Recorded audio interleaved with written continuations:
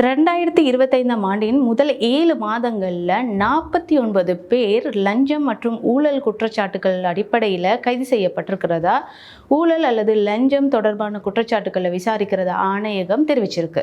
அது மட்டும் இல்லாமல் இந்த காலகட்டத்தில் 3937 முறைப்பாடுகள் லஞ்சம் மற்றும் ஊழல் தொடர்பாக கிடைத்ததாகவும் அந்த முறைப்பாடுகள் அடிப்படையில் மேற்கொள்ளப்பட்ட 72 சோதனைகளில் 39 சோதனைகள் வெற்றியளித்து பலர் கைது செய்யப்பட்டிருக்கிறதா அந்த ஆணையகம் தெரிவித்திருக்கிறாங்க.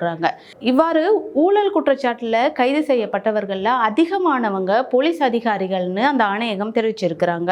அதன் அடிப்படையில மொத்தமா 17 போலீஸ் அதிகாரிகள் இந்த ஊழல் மற்றும் லஞ்ச குற்றச்சாட்டின் அடிப்படையில கைது செய்யப்பட்டிருக்கிறாங்க. இந்த லஞ்சம் மற்றும் ஊழல் குற்றச்சாட்டு அடிப்படையில நீதி அமைச்சகம், சுகாதார அமைச்சகம், இலங்கை போக்குவரத்து சபை, குடிவரவு மற்றும் குடியகழ்வு திணைக்களம் மற்றும் மாவட்ட செயலகங்களில் வேலை செய்யக்கூடிய அரசு உத்தியோகத்தர்களும் கைது செய்யப்பட்டிருக்கிறதா சொல்லியிருக்கிறாங்க.